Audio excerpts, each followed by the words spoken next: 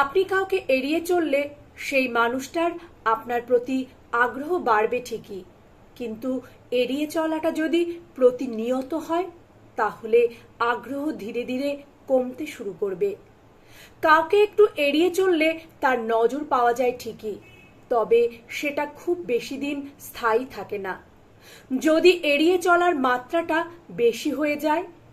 কারণ পৃথিবীর কোনো মানুষই এমন কারোর সাথে থাকতে পারে না যার এড়িয়ে চলার স্বভাবটা মিশতে পারার চেয়ে বেশি হয়।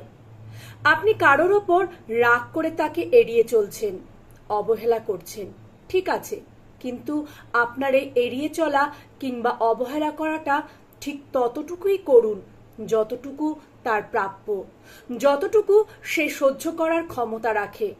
অতিরিক্ত কোনো কিছুই ভালো না।